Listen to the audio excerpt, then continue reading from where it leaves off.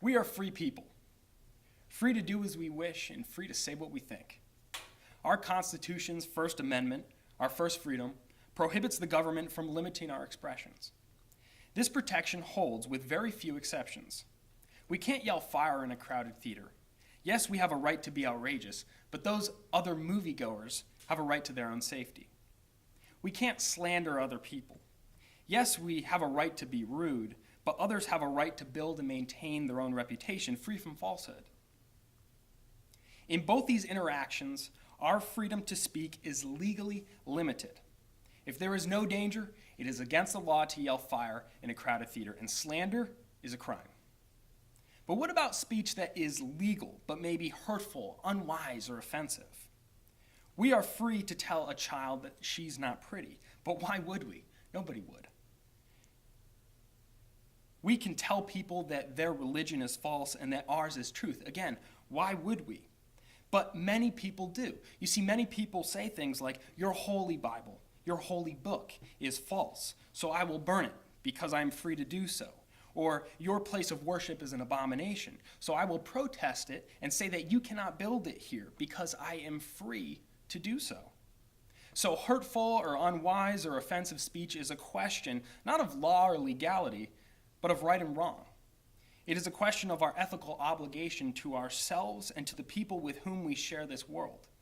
The way to judge the goodness of our speech is to accept that our rights end where someone else's rights begin. But that's too easy a solution. You see, let's return back to the little child.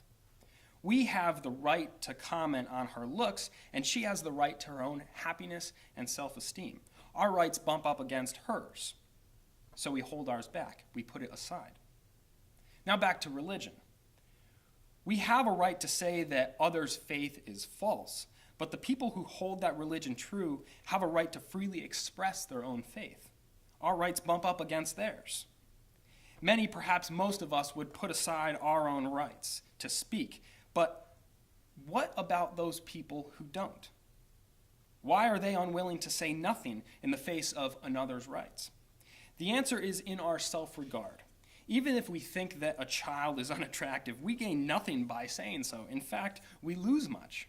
We become bullies, unkind, thoughtless, cruel. But for those whose faith is deeply woven into their identities, that false religion is a challenge to their beliefs to them. They are compelled to speak because the rights of those other people aren't just bumping up against theirs, they're threatening them.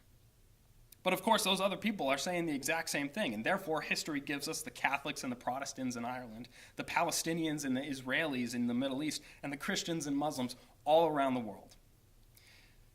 So what is the ethical route? Say nothing or speak what we think is true. This is where moral people consider power, or more accurately, how important power is to their sense of self.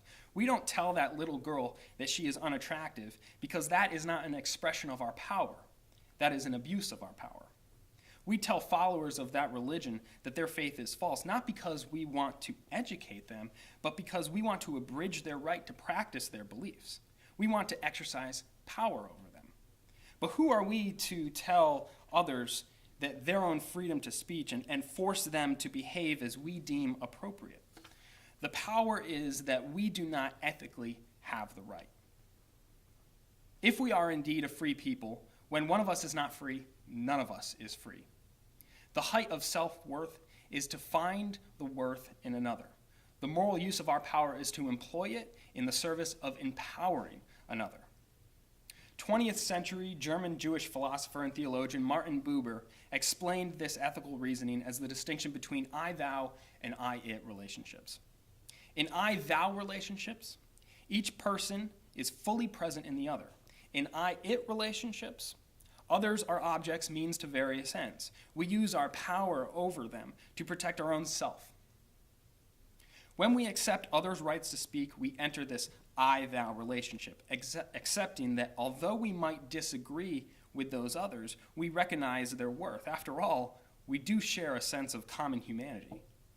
We might strive to explain or otherwise move them to our position, or we might tolerate the error of their way, or we might simply just ignore what they have to say altogether. Living in an I-thou rather than an I-it relationship, makes demands on us that are often difficult to meet. We claim rights as our own, yet we want to reserve the freedom to decide who amongst others is worthy of those same rights. But true ethical freedom to speak demands that if our own worth is to be acknowledged, we must acknowledge it for all. Even those unlike ourselves, yes, even those whose rights to speak freely might bump up against ours. Thank you.